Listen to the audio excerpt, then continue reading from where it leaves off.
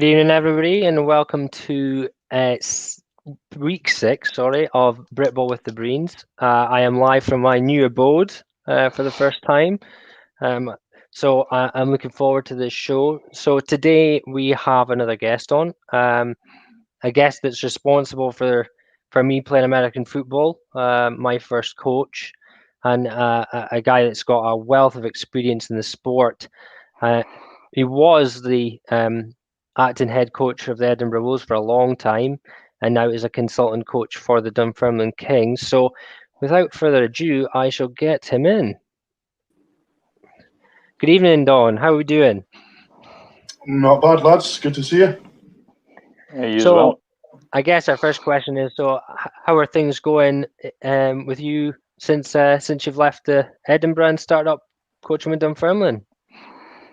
Pretty good. Just I've nearly had 2 years out now, so plenty of time to relax and think about football, or not think about football. It's been good. I think it's 4 months now I've been back in the Kings.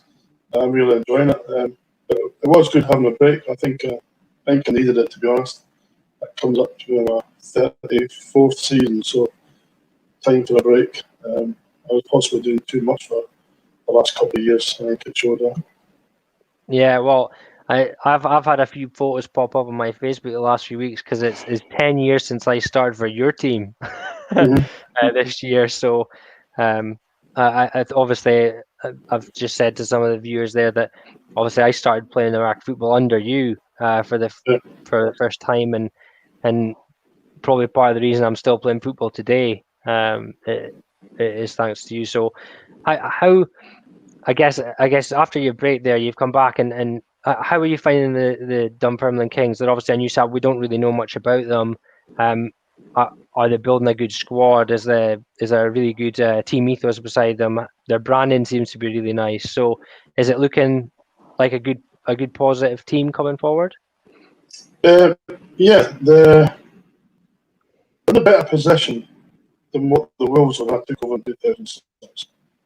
When I took over the Wolves in 2006, we had 15 players, including me, and I was half broken even back then. We had another guy in the team who was older, who was 3/4 broken. So we really had 13 players. They've got a good squad.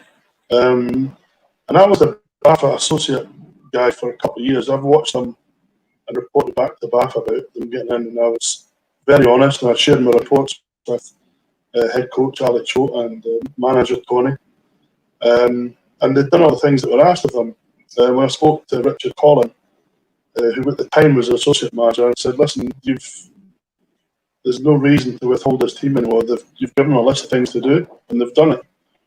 The on-field product's not great, but there's nowhere in that associate process that says you've got to be an NFL caliber team to get in the league. So they have got money in the bank. They're very well run, very well funded.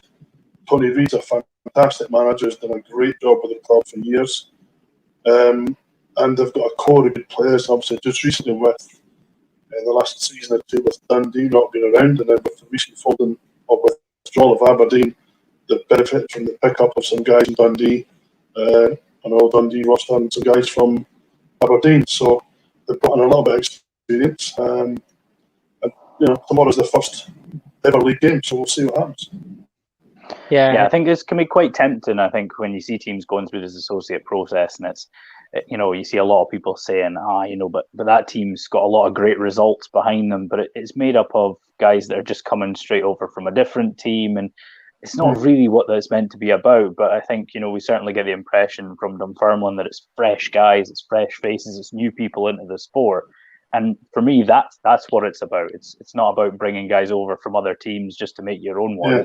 And sometimes, we went through it ourselves up in Aberdeen. You have to go through a fair few ass kickings to get yourself into that mode where you really start to kick on. So, it's always great to hear that it's a good squad of guys coming in as well, regardless of what the on-field scores have been or whatever during the associate process.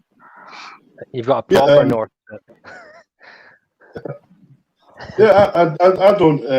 They've not played well in the past. There's no doubt about it. But they're a brand new team that did start up with probably 3 years ago when I first seen them. I think they had 2 people that played American football before. mean, it was an absolutely brand new team, and a lot of them guys stayed around for the full process. You know, what is it, 4 times they've now tried to get in the league, and they've stuck it the 4th time. So they've done a lot of hard work, and it's testament to the guys that have been there from the start. It's a bit like the Wolves back in the day when there's a few people that stayed around for quite a years to get the team on its feet, and this is exactly the same. Yeah, they've got a lot to prove, but they've improved so much since the last time I've seen them play. A lot. There's a lot of difference in the team. Big difference. So they're doing okay. Well, that's good news. I mean, as we've said before, we have every respect for the associate process, the new one anyway, for what it is, and like if it takes you a couple of attempts to get in, but it means you're a sustainable team, then that's the best thing for it really. But I said their branding looks class, and it'll be really good for you to get a game in tomorrow, up in Highland. So that'll be something to look forward to at least anyway. So what we're going to do is, as normal, I'll just share my screen here, and we'll start having a look at some of the stuff this week. Chris will laughing because he knows what's coming. So this week, we have no more fallen teams, which is good. We do have a broken team, or not feeling safe to play. So Nottingham are not playing against Sheffield Giants, but again, they came out and said why. So and they were quite open about it, so no problem. This one, Chris isn't sure whether this should be here. Just scooted over this way a bit. I've left them in the middle because I'm not quite sure. But judging by what I've seen on their video, their player numbers aren't low. So unless they've all decided to take a holiday this week, I'm not sure how they're struggling for players. Yeah, I think it's one of those things, that everyone was really supportive of them setting up the B team, and they had huge squad numbers. Now, obviously, they can't then play for the B and then the A team. We kind of understand that. I'm reluctant to be too harsh on them because I do admire a lot of what the Sussex Thunder do, but there is a slight element in the back of my mind that they're playing the Solent Thrashers for the 3rd time on the back of 2 heavy defeats by the Thrashers, followed by a surprise loss to the Bournemouth Bobcats. And there certainly does feel a bit of an element of, I'm not really sure we want to play the Thrashers again, fresh off another defeat. But, hopefully it's not that, and hopefully the numbers are recovered quick enough. But yeah, it didn't look good from on the outside looking in.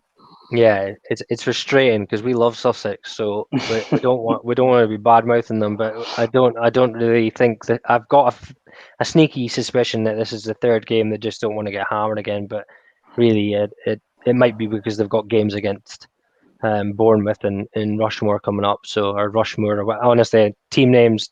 I'm sorry, Don, but I always get the team names wrong. Just before I go on to the play of the week, Don, my dad told me to show you this. For anyone that doesn't know what this is, our dad and Don played in this team, Team Scotland. I think it is 1980s something, is it, Don, or 1990s? Early 1990s? Late 80s, early 90s. Undefeated. Yeah, Dad never stops telling us that. So he used to tell us, we went in we hammered the Irish and we hammered the English, and that was all that mattered. So it's I believe you had a pretty monstrous offensive line. Were you left tackle? I was left tackle. Jerry Cohen, who was at 5 for me, was the left guard. Your dad was centre. Steve McCusker was right guard, and Kurt De Smet was the right tackle from the Glasgow Lions. And we had some bloody handy backups as well. So, but I don't think we ever played the Irish. Was it not just Team England changing the nationality for a week? Oh, was it? Is that what it was? Yeah. All I'll know is that it's a scary thing when our dad was the smallest guy on the line. So it's I know fine well it was good. So as normal, our play of the week. So for those of you who don't know what we do, we get 3 plays. We all got a vote. We say which one's the best. So another decent week of plays came in. We've had quite a few submissions. A decent one for Manchester, but as it was a scrimmage, Chris overruled me. It doesn't really count. Sorry, Sam. We had a couple of defensive plays I really liked. Again, they didn't quite make the cut here, but we do have 3 very good plays. So, play number 1, if I can actually get it, is here. So this is play number 1. This is, sorry if I say your name wrong, mate. It's Granite Yuka, number 1. Number 1's the best, mate. I like that number. And this is a one-handed grab with a little bit of extra added in. Yeah, I think he's aware one of his teammates has previously won Player of the Week, so he made sure he added in a little bit extra just for us. I think that was what was going on here. So here we go here. So if just to point him out, he's over this side. This is him here. It's mesh, and I'm fairly confident most people all know what that is. I've pointed out the wrong guy as well. Here he comes. Oh, one-handed grab, and then a hurdle over you. So and doesn't even let the boy knock him down. No, so this is our first submission. I pointed out the wrong guy the first time, which is ridiculous. He's this guy, out slightly wider. So he's going to come across in a mesh play. QB follows him right across the field, rolls out. Whoever's a ball behind him. And that's a really good play. So that's play number 1, Wembley Stallions. Play number 2 comes from the Swindon Storm and the Hereford Stampede. This one isn't going to let me go full screen for some reason. Oh, no, it is. Oh, no. I'm clicking on links around now. No, it's not letting me. So this one... Just a check down screen pass to the tailback.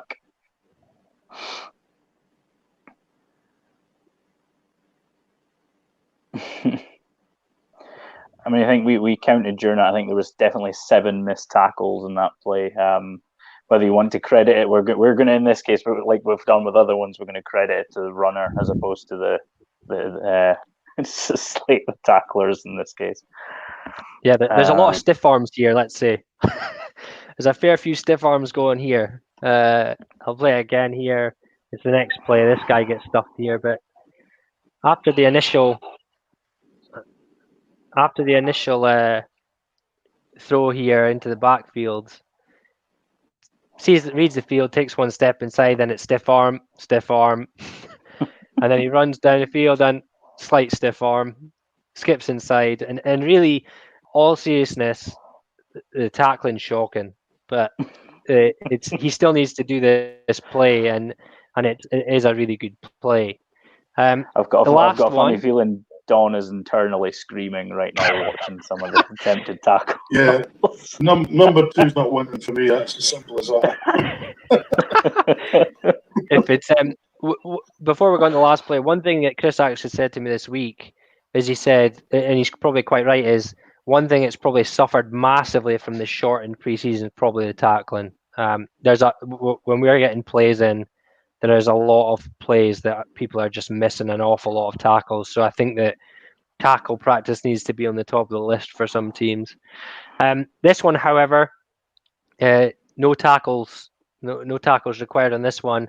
This is the Bristol Aztecs, and this is quite a special one-handed grab here. Little pump fake,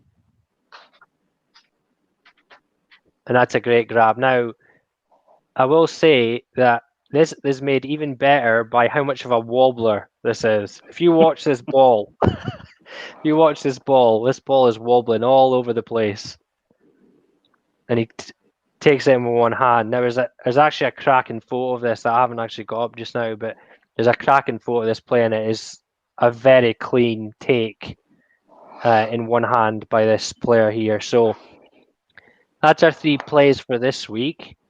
Don, you're the guest. I'll let you go first. Do you prefer the one-handed catch and hurdle, or the running through everyone with a stiff arm?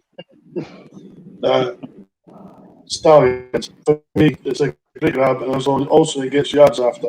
So he does something with the ball afterwards, but it's a good catch. The third one was a really good catch as well, but if he'd managed to get 5 or 6 yards and keep his feet, then I would have voted for that. But the Stallions, plus also So Stallions have got Big Duncan Tanner as a D-line coach, so he gets my vote. Oh, is he there now, is he? Yeah, he's a D-line coach down there, the one. That explains a lot. I didn't know that he was there. Yeah. No wonder they're tough to beat.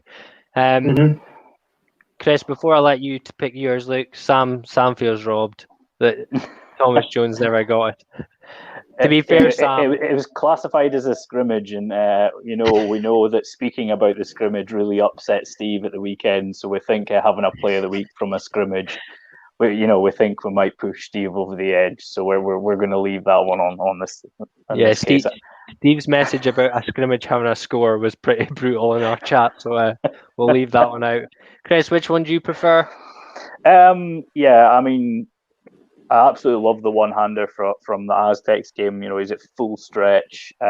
It's a bit of a duck, but he still has to go full stretch. The Stallions one, though, what I love about it is that the ball is so far behind him as well on sort of 10-yard pass, but he just doesn't break stride, sticks one hand behind him, makes the one-handed grab, turns upfield, and then hurdles the guy for extra measure.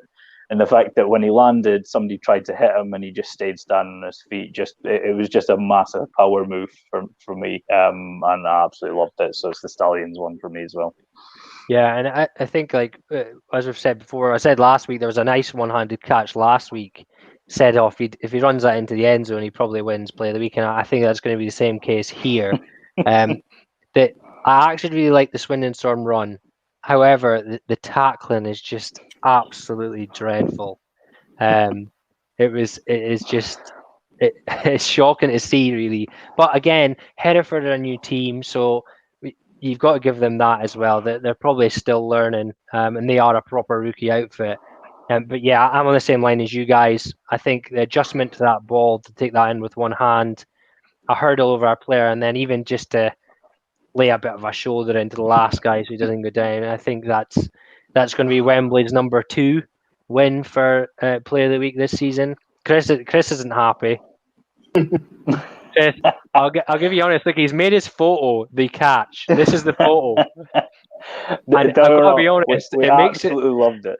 It's on full extension. Like, that is a fingertip grab with one hand, and it is absolutely class.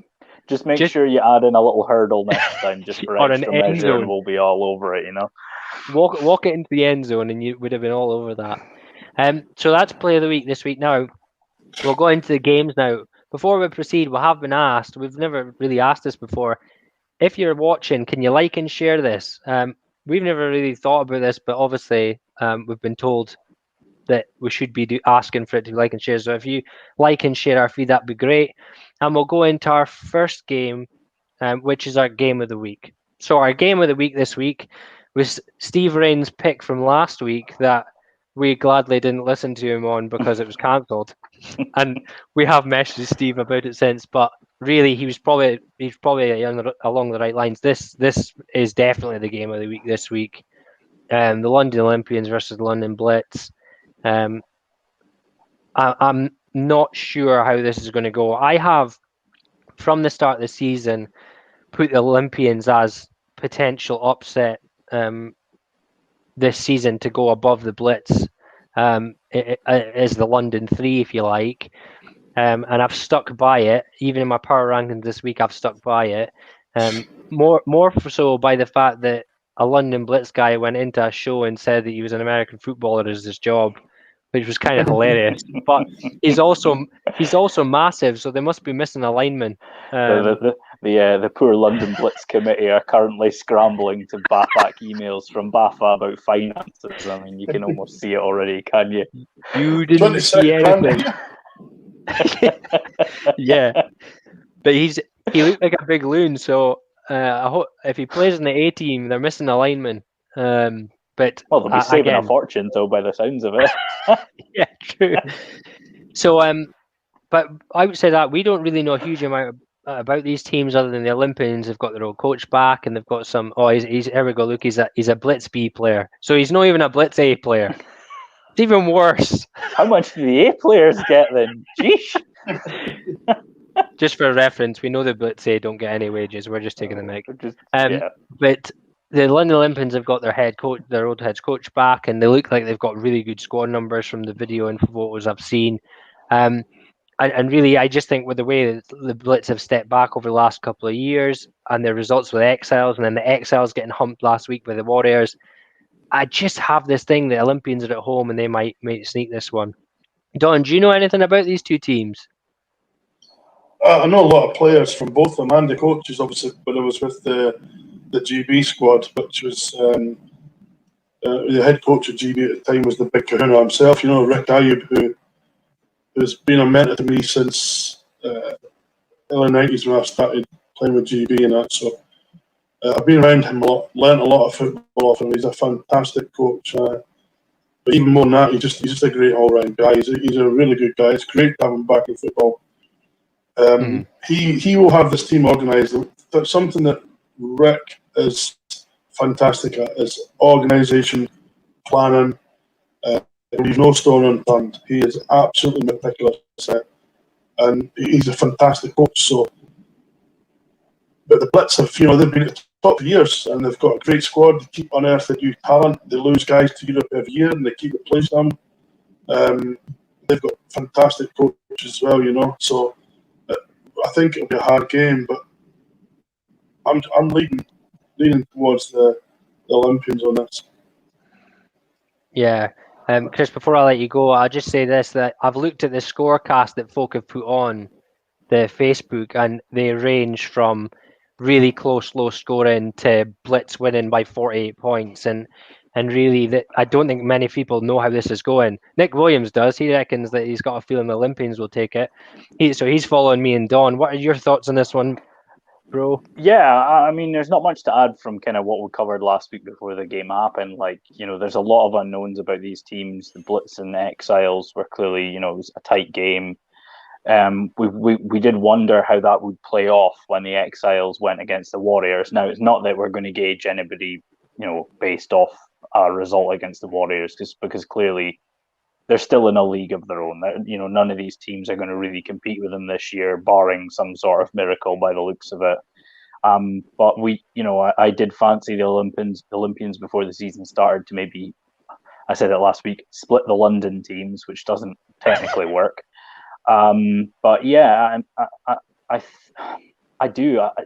I've had it in a feeling in my gut since before the season started, and I still stand by it. I think the Olympians can win this one, but I think it'll be very tight. Well, one thing for sure is, however way this goes, my power rankings are going to be pretty good next week, because I'll get to see a bit more view into exactly where these teams stack up, and really it's going to be a good game. I think if the weather looks like it's going to be clear, so let's hope there's no lightning this week. But we'll see how it goes.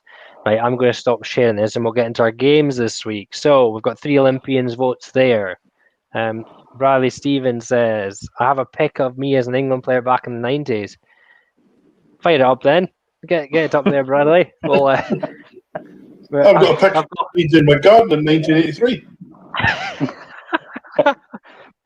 Yeah, Dad was showing me plenty of pictures of Team Scotland back in the day, so I know exactly what it's like. Some big lads back then as well in those teams, so great to see. Right, first game this week, we are going to go to Colchester Gladiators versus Norwich Devils. Chris, I'll let you have the first one here. Yeah, okay, so the Gladiators have played twice. They lost 21-0 to the Cats, and they won 21-0 against Ouse Valley, I believe it is.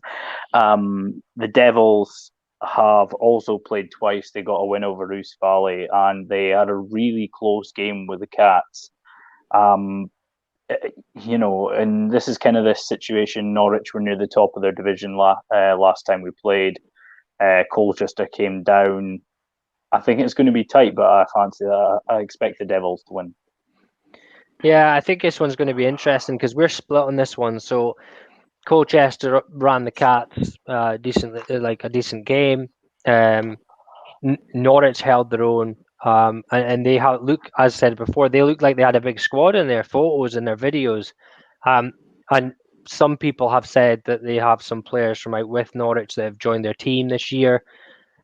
It's going to be close. I think this one's going to be really close, and I'm just going to edge with the Gladiators on this one, purely because I think that because of how close they ran, how good the game they had against the Cats, and they've had experience at a higher level, I think they might take Norwich. But no doubt Norwich will make me eat my words because they've looked like a good team this season. Coach, what do you think? I don't know much about both these teams. I know Colchester obviously played at a really good level a couple of years ago. Then they lost a couple of players and some coaching staff. Norwich have had a couple of bad years. They seem to be on the rise, so I think it's pretty much evenly matched. But I don't know about specifics, so I'll just hazard a guess and go with form and pass history and say Colchester. Yeah, and this is the thing, we're constantly trying to get people to feed us information on here, and some people give us loads and loads and loads, and some people just don't give us any. And both these teams we know very little about other than form. So it's interesting. Someone here saying they reckon Norwich by a score. I think a score might settle it either way. Russell being the. Here we go. I'm going with the team in the royal blue and yellow. Yeah. Here we go. Very good. They're both. Well, one of them won't be playing in royal blue and yellow. Chris would be having a field day of his colour blindness. That'd be off your head. Yeah. So that's an interesting one. That split us here. But that could be a really good game. That was on my list as a potential game of the week as well. So see how that goes. Cornwall versus Bristol Apache.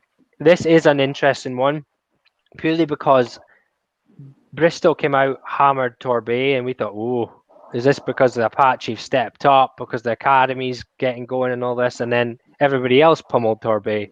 So it kind of left us going, is it just that the way it's going to be this season? Now Cornwall beat Torbay comfortably, and I think they have a fair few Torbay players. They look like they've got a decent squad. Chris loves their uniform, and really they look like they're on the up again after getting rid of that logo.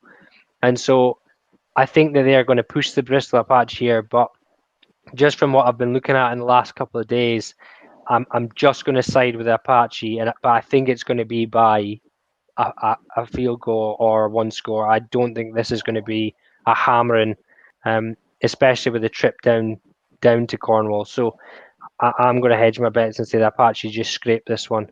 Coach? Yeah, honestly, until about 3 weeks ago, I never heard of the Cornwall Monarchs. Is that a rebranding of another team, or is it brand new? Yeah, the Sharks, the Cornish Sharks. Yeah, Cornwall Sharks, that's what I thought. So, obviously, the Cornish Sharks were...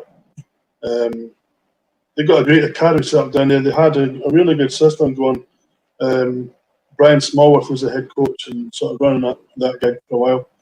I don't think he's involved anymore, but they had a lot of talent coming through, but they suffer from just being in the part of the country, a bit like Inverness and Highland Wildcats. It's so hard because every game for them, it seems to be miles away. But Bristol Apache have got a lot of good players. They've got a lot of guys who've stepped down from the Aztec side that up us. They've also got some kids that are just not good enough to go up to Aztec, so they're benefiting from what Ben Head has done at Felton Pride.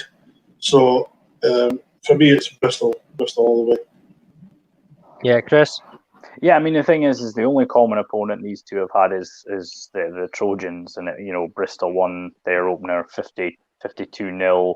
Cornwall beat them 49-7. It's not a kick in the arse away from as close as you can get, really, to comparable results.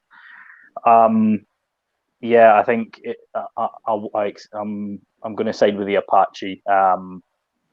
I think they'll just they're in such a strong position with, as you say, with the players, the filtering down from the Aztecs and the Fulham Pride, and I think they'll probably see the benefits of that probably towards the end of the game. But it's going to be another close one. Yeah, and it's the thing for me is Somerset are obviously a lot better than improving again, because I was hoping they'd maybe show us exactly where everyone's at, but they ran the Apache a decent game. But then they went and thumped Torbay again by more points than Cornwall. So it's all up in the air, except for we know that Torbay aren't winning nothing. So that's going to be a good game. Coach, I'll let you go first in this one because it's a bit closer to home for you. We've played DC before when I was playing with you, so you maybe know a little bit more. Yeah, DC's not. I mean, well, basically after about the fourth game of the inaugural season, DC's never been the same team since. There was a lot of internal struggles in that team, and it went bust up. And if the folk in the northeast could just be pals with each other, they could put some program together up in the northeast, because there's a few decent teams and a lot of good coaches. Gateshead are going to be far too strong. They're going to demolish the Presidents. They're going to put a 50 back on them. Oh, Chris? Yeah, I mean, I think, what was it? I've got here the final score between the Senators and the Vikings was 48-6 to the Vikings, and it was 38-0 to the Vikings at half-time against the Presidents. Obviously these things don't necessarily directly translate, but the Presidents were well beaten by the Steam. I think we kind of said, what DC what DC is it? Is it going to be like the DC, of old, or is this a new team? And by the looks of it, it's a new team. And we know when Gateshead go through that relegation process back in Division 2, they become really strong again. And yeah, they're going to have too much. It's going to be comfortable.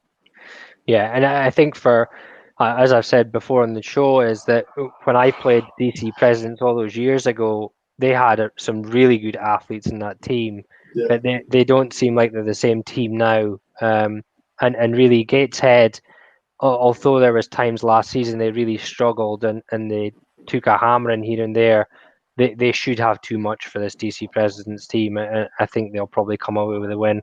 So that's 3 votes for Gateshead there. Next game should be a lot better than I think most folk think. Northumberland Vikings versus Darlington Steam. Now, the Vikings are coming off a scrimmage with Manchester that probably did them a lot more good and made them look a lot better than it made Manchester look. Now, judging by what I know from the game and what I've seen, Manchester will rotate in a lot of people straight away. It's a scrimmage, you'd expect that. However, the Vikings gave as good as they got in certain areas, but I don't know if their top 2 quarterbacks are going to be fit. I believe they both went off injured and they were down to their 3rd string guy. So if they are their 1st string guy back, then this should be a walk in the park. I think they will beat the Darlington's team quite comfortably, maybe 3 scores.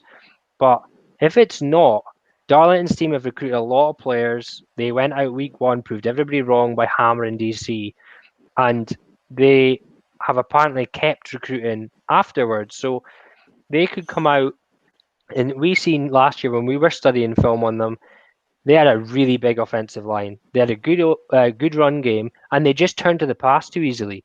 So I wonder if they've kind of thought, well, if we're good at running the ball, let's just run the ball, and then use these big guys to power it through. And really, this will be an interesting game, I think. But I'm going to side with Vikings. Just I think it'll be closer than we think. Chris? Yeah, I think the thing is, though, is as much as it's generally a good philosophy. If you're making yards every time you run the ball, you keep running the damn ball. That's it's how you do things. Keep running until they stop you, basically. But I think the thing is they're not going to be able to do that against the Vikings. The Vikings' front is too big. They're too strong, and that's where I think you're going to see a lot of problems for this team. If anyone from the Darlington team is actually watching, for the love of all that is holy, you're going to see onside kicks. Be ready for them. Every game so far has had onside kicks after scores. Be ready for them. They are coming. I am telling you now. And if I hear that you've been losing out on these onside kicks, I might just come down to Darlington just to kick some ass, because I've warned you. You've been told. Coach? What you said that Darlington proved they were wrong by hammering DC, but you've got to remember, 6-7 months ago, DC were playing 9-man football. I'm not slagging them off, but they're not a yard marker for anybody to mark anything against them. Steam have had a decent time. They've stayed where they are. They've built their practice up. They've got some good bodies. Their coach has, he seems to have got them. They're organised, but the Vikings, they're now the pick of the teams in the northeast. They've recruited from everywhere, all the universities around, so they've got that sort of prestige about the programme. going back to when Mick was there and they started off, and now he's off and doing the UKFL thing. But they've built a program up, obviously, and they've got really good players, talented players across the board. They've got a good coaching structure in place, so I think this will be even without the top quarterback, this should be an easy win for Northumberland. I think they'll win it by 3 or 4 scores. Yeah, they've got a really talented running back as well. He's been around for a few years. He can take off.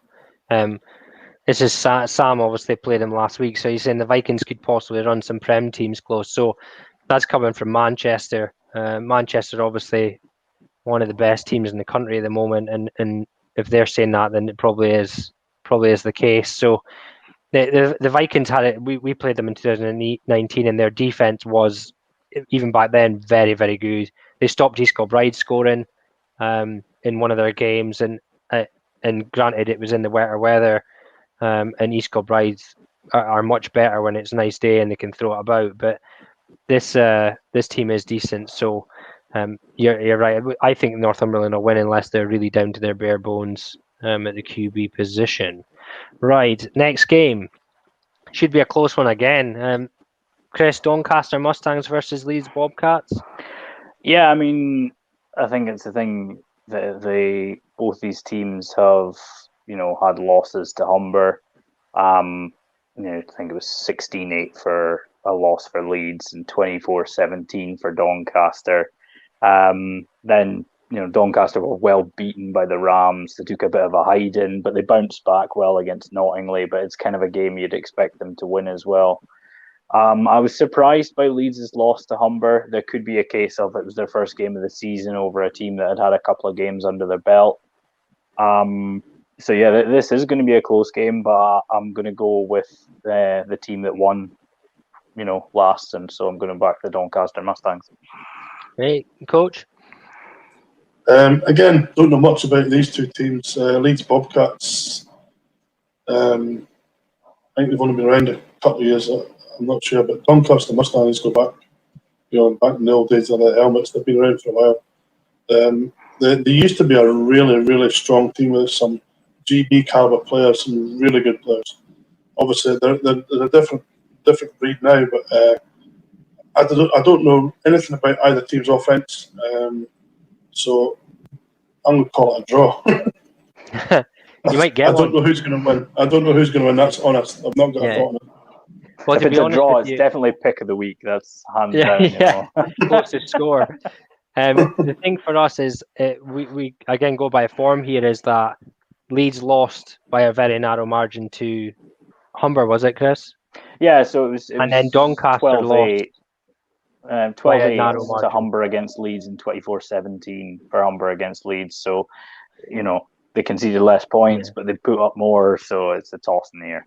Yeah, so they've both been beaten by a close margin by Humber, so that's the best comparison we have. Doncaster obviously didn't take lightly to us a couple of weeks ago, then got pummeled, and then went and won the game. And really, before the season, I've heard someone say they had 40-odd bodies on the sideline, so that seems like they've got a good squad. The videos they released, I thought their squad looked big in stature. But I think purely because they're at home, I think the Doncaster Mustangs will sneak this one. But I do think it'll be a close game. Next one now, as normal, Coach gets the right to say if he wants to say anything about his team. But obviously we've got the Dunfermline Kings in their first actual, what would be official game in the league versus the Highland Stags that are technically an associate team coming in. I'll let Coach go first on this, just in case he doesn't want to say too much. But should be an interesting game for both of them. Yeah, I don't mind talking about it. Like I say, I think the two teams that are just fresh into the league. Obviously, Dunfermline's accepted the league, and the Highland Stags are still to treat this as their associate season. None of the two teams have showered themselves in glory in the past, but the new teams, I think the Stags have had problems in the past recruiting and keeping numbers because they relied on people from the base up there. I think they'll resolve that problem. From what I've heard, they've got good numbers, and they're going to come to us. By the way, you said earlier on we were going to them, but it's a home game for us, so it's a Dullackington family. Oh, is it? Yeah, but from what I've seen of our team, we are nothing like what we were when I was at Bath Associate Process. They have changed leaps and bounds. They've picked up some good players. I think it'll be even match, but I'm more than confident that we'll get the win. Yeah. Now, Chris, we've obviously had a bit of look at this. So obviously, you're saying here that both teams have improved a lot, and that's great for the sport, and it should be better for the game. We have obviously looked at past results and stuff. Now, Highland Stags are one of these what I would say a Division 2 team that have 22 boys that will go out there and they'll batter the crap out of you. But after that, they don't have enough numbers. And that's the reason they haven't been in the league. They've never managed to fulfill the 35-man per game roster. But when you go up against them, you know you're in a game. We played them pre-season one time, and they came out and they hit you. And really, it's going to be interesting to see, because Dunfermline have started taking leaps, and if the Highland Stags have stopped their have improved in their recruiting, and also the fact that anyone that was potentially going to university from there, going to university in Aberdeen or Glasgow or Edinburgh, they can all be doing that from home this year, so they could have a bigger squad. Will they travel? Not sure. I don't know how well the Highland Stags travelled in the past, but I think this will be a really close game. I think if the Highland Stags take their full squad down, I think they'll sneak it off you. But I know what you're like, Coach, so I'm pretty sure you'll have your team drilled into position for them, and you can come back on and give me the middle finger when you prove me wrong. Chris? Yeah, I mean, obviously, all going to plan. I'm going to see both of these teams. So both the defenses are outstanding. All the players are like the greatest I've ever seen. So so I'm not out here to make any enemies today. And it's one of those things. You look back at the 2019 results, and obviously it's going to be two different teams that we've seen. Highland were comfortable winners when they've played in the past. Dog's invading me again. Invading my screen. Highland ran out comfortable winners in the past, but I think, as Sean's kind of alluded to, they've got that small group of big lads that hit you at 100 mile an hour. I think it's going to be closer than the games have been during the associate process, but I'm going to make myself unpopular here, and I'm going to side with the Stags as well. Oh no, we're going to be the end of Don kicking our backside. I'm going to cut up for a game against Clyde Valley just at the end, just to piss you off. That's my worst nightmare coming true right there, Don. That's my absolute worst nightmare. I'm gonna be standing on the sidelines laughing my head off. Either way, I win either way. I'm okay. But no, I think best of luck to your team tomorrow, Don. I hope they do really well. Really, it'll be interesting for us to see anyway, because as I say, we'll be playing these guys later in the season, and I totally forgot about that until now. So we'll see how that goes. Next game. Ipswich Cardinals versus Cambridgeshire. Chris, you want to hit first for this one? Yeah, I mean, both sides are 2-0. Ipswich have beaten Ouse Valley twice. Cambridgeshire have beaten the Gladiators and the Devils. The Colchester Gladiators were fairly comfortable winners against Ouse Valley. The Cats are what the Cats are. They've got a really strong defence. They're never going to blow you away with points. I mean, in the last few years, they've won so many games, and it's always been by like a score here or 3 points there, whatnot. I'm expecting a comfortable win for the Cats, but again, they're not going to be hanging 50 burgers on people. No, Coach. I'm going for the Cats. I think they're just going to be a bit too strong for them. I've actually got somebody's popped at the back door. Can you just drop me out for a second? I'm back 2 minutes, but Cats. Yeah, no problem. Sorry. I'll catch you when you get back. It's all right.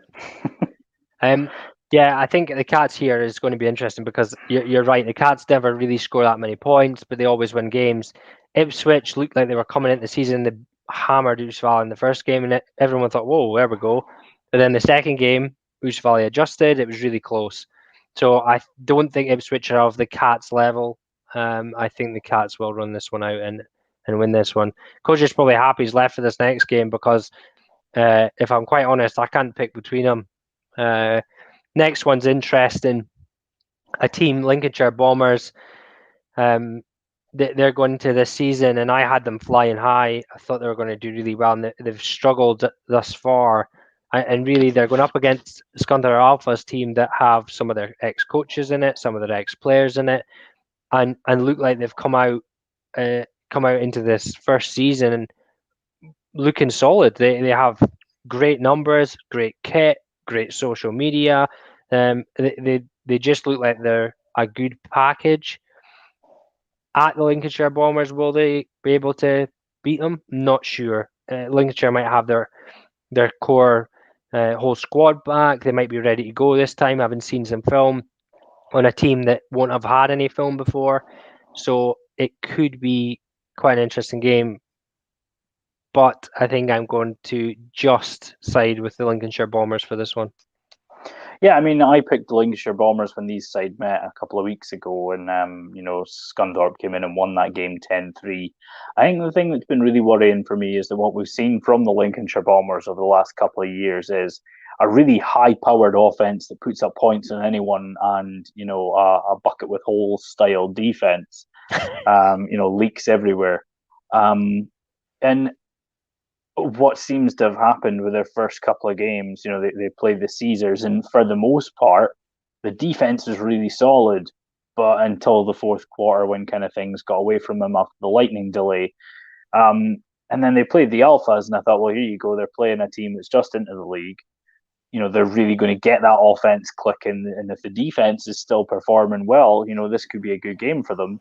And then the game finished 10-3. The Bombers only put up a single field goal, and couldn't really figure out where I was going with them. I like to think they've used these couple of weeks to really get into the film room and find where they can really take advantage of. I'm going to side with the Bombers again, which I also realise is extremely dangerous because if they do lose this week, they're on the 5-week banned list. So don't let me down, guys.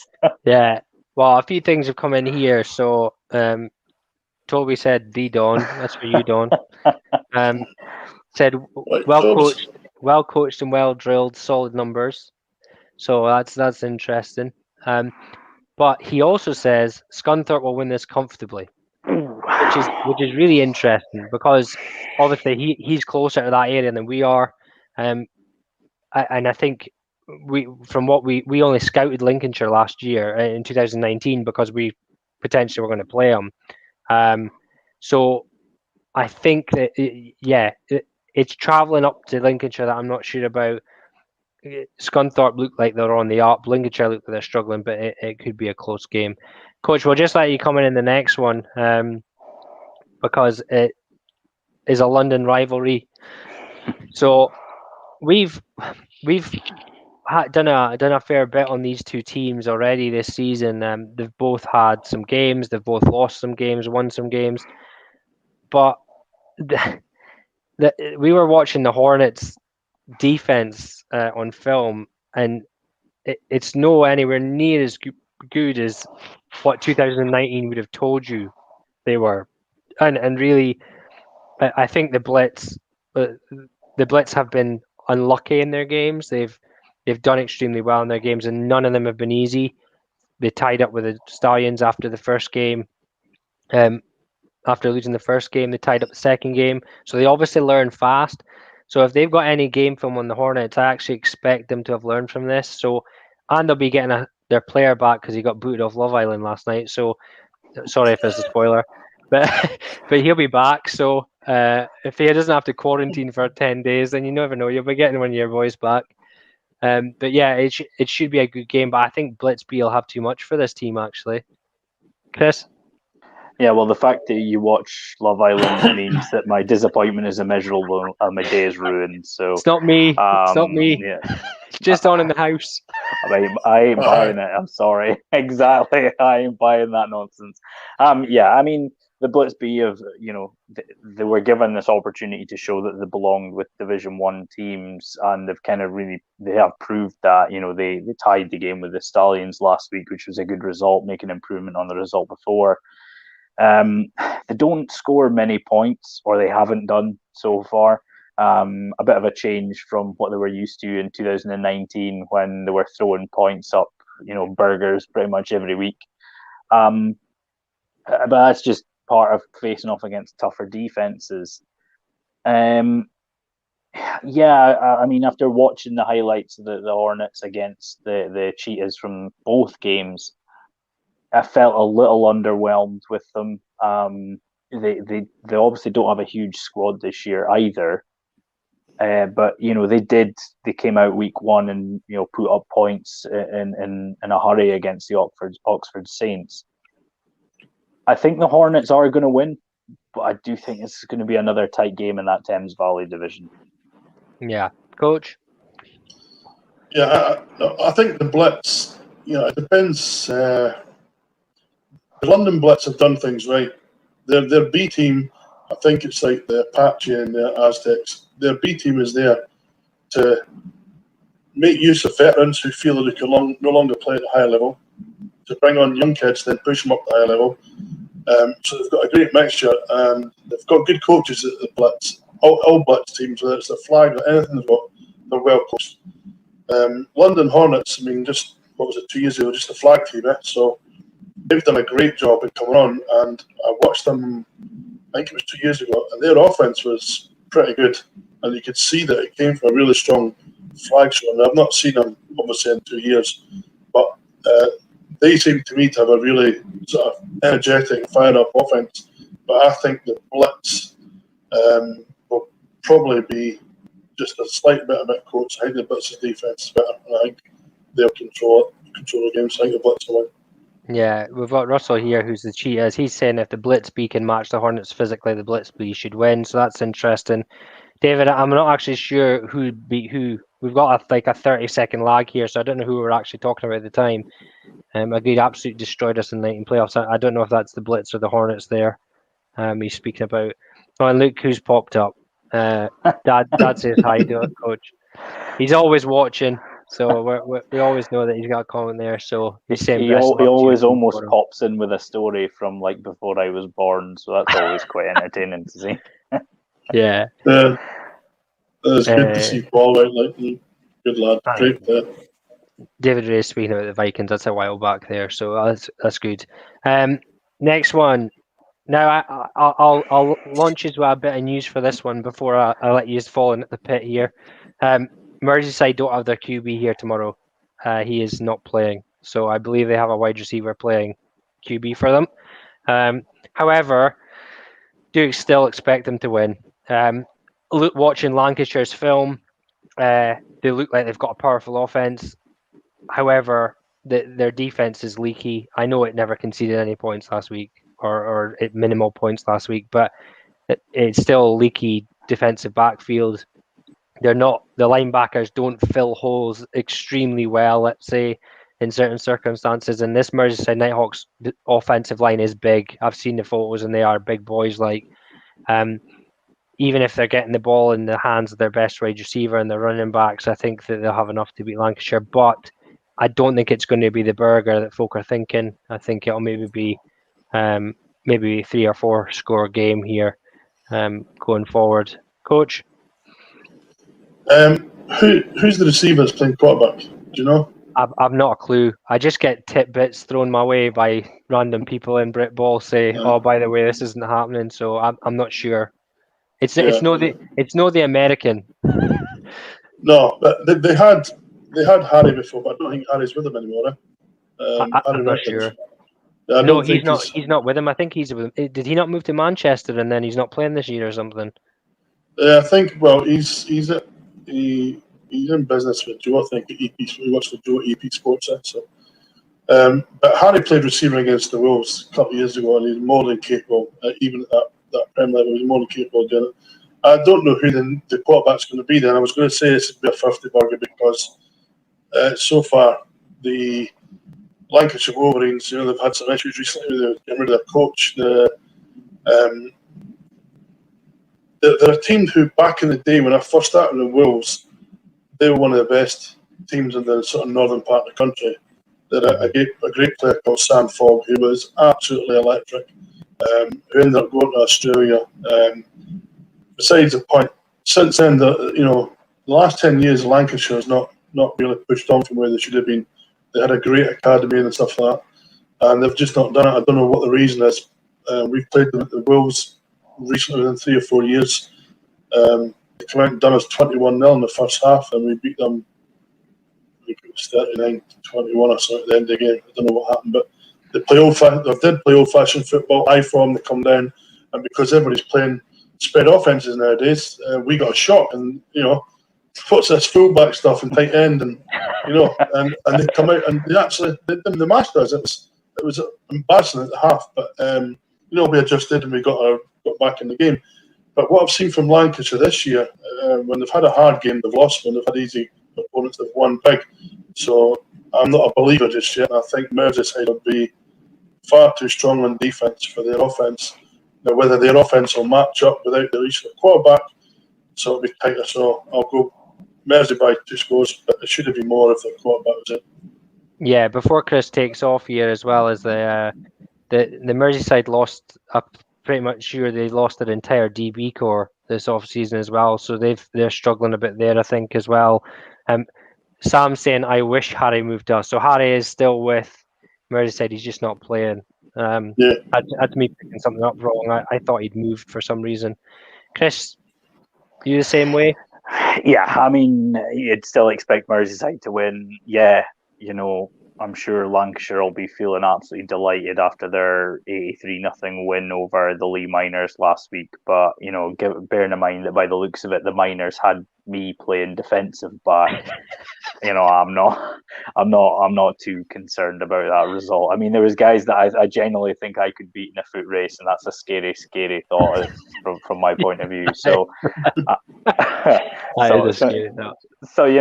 mean, yeah, they'll be happy with that result, but they're coming up against a very good Merseyside team, and I fully expect the Premiership side to win.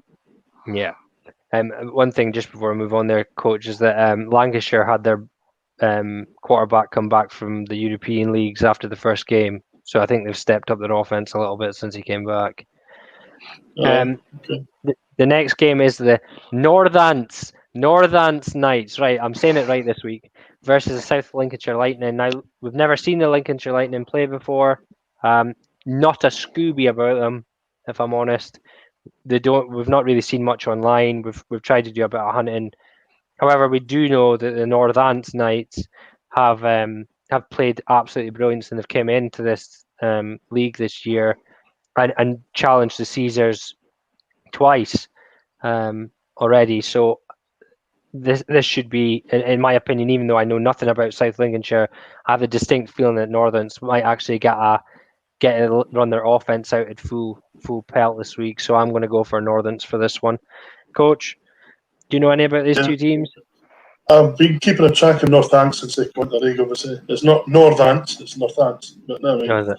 I get it wrong every week. You still can't say it right.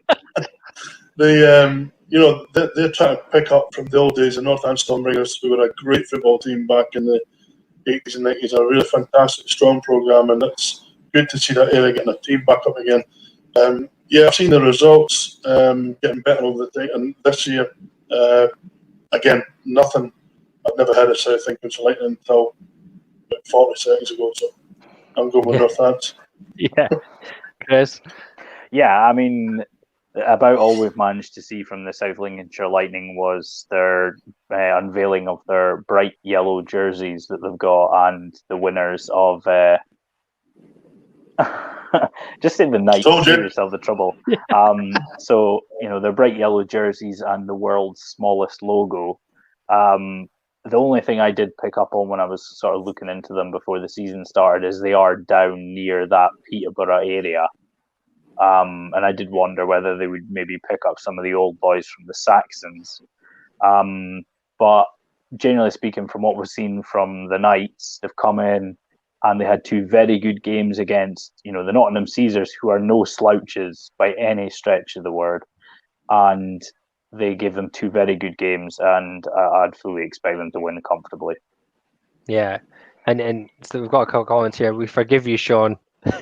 It's a thanks because most teams don't. I get ripped to hell for a week every time I say something wrong. But I'm just terrible with pronouncing names. It's a running thing. The other one is Northern Knights themselves. We appreciate your support, lads. Support everybody. It's great. That's what we're here for. We support Britball. That's our job. We're here. Yeah, exactly. Yeah. Bring you Britball. Bring it up. 2 games to go. Second last one. Yikes. All I'm going to say. I think this could be a repeat. Coach, I'll let you go first on this one. You've seen one of these teams at least before. Yeah, burgers and donuts are plenty in this game. Burgers and donuts. Tamworth are going to destroy him again. I don't see any reason why they won't repeat that score from the other week. So I was surprised to see that score because obviously Tamworth haven't started at the usual offensive best at the start of the season. But I've obviously picked up against Sandwell. You've got great coaching staff, they had their memorial game last week for Dan. Put up a great result against the Steelers team who just a couple of years ago we were scouting for them moving to the Prem and them being the same division as us in the Prem. So the Steelers are really tough. They had an absolutely phenomenal defence at one point. But whatever's happened, if there's been changes or they've just lost players, I think there's been a coaching change at the Sandwell team. Yeah. So that's probably affected them. So I just can't see anything apart from Tamworth doing the business again. Well, I'm going to add something here because there's a comment like a new coach is calling the offense. Wide receiver coach is calling the offense for Sandwell tomorrow.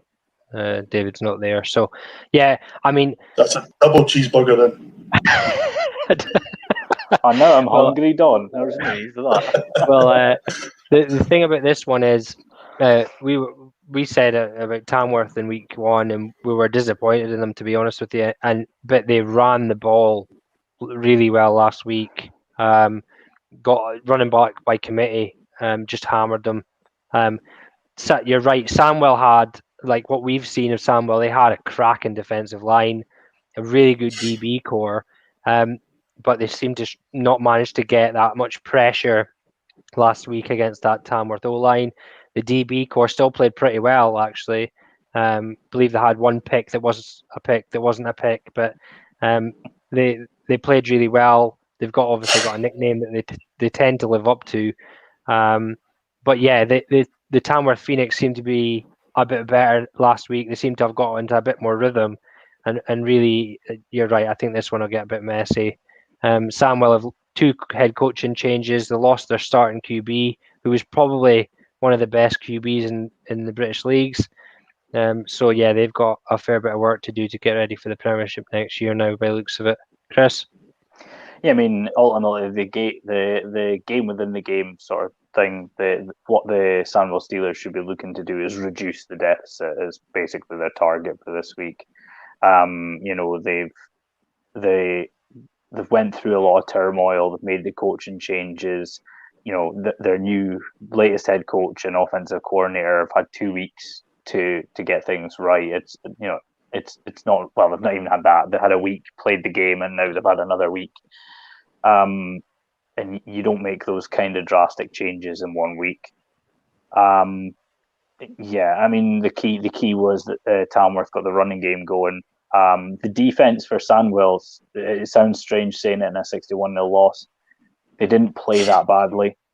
They just ran out of gas. They were on the field constantly. Every time they came off the field, the offense gave the ball right back, and you could just tell they were just running out of steam. And it showed that the tackling really dropped off in the end. So, yeah, I mean, I can see a similar result again on this one. Yeah. Our last game here for this week is the Sauce versus the Swindon Storm. I don't bother even testing this one, Don. I just leave it as called the Sauce. They're playing the Swindon Storm. Now, as we've alluded to before, very much the Swindon Storm are your average Division 2 team. They're literally what I would say. You know the Andy Dalton line in the NFL? The Swindon Storm are the Division 2 Andy Dalton line. They play really well against the weaker teams in Division 2. They really struggle against the stronger teams. The Sauce are one of the weaker teams. And really, I think that Swindon will be too much for them here. If the Sauce do their homework, stop the outside run, and you might stop Swindon, because in their game, that's about all I've seen. Make the tackle. Yeah, and for one thing here, Chris, you showed me a picture this week. I'm sorry, I can't find it. I've been trying to find it for the last couple of minutes. Was it the Sauce's helmets that you saw? Yeah, I mean, it had like 7 different teams or something across the board on the offense, different helmets. I mean, Yeah. So they're obviously picking up people from different places. They also had, quite frankly, one of the biggest tight ends I have ever seen. He's a monster, yeah. And honestly, if you're game planning, if you're the Knights, get him the ball, man. He was huge. Get him the ball. I mean, we kind of know what to expect from this game. I mean, the game between Swindon and Hereford was actually a lot closer than it looked. I think it was 22-12 or something going into the fourth quarter, and ended up 44-21 or something along those lines. Similar to that, anyway. And the Black Knights pulled out a game at halftime against the South Wales Warriors. More weak sauce from Worcestershire. But yeah, I mean, we know what to expect. We expect Swindon to win the game, and I'd be surprised if they don't. Yeah, Coach. Yeah, Swindon's been around for a while now. They're obviously, well, I'm not saying obviously, but I think they're the better team. I don't know much about Worcester. What are they, 2 or 3 years in the league? Another expansion team for 2 or 3 years.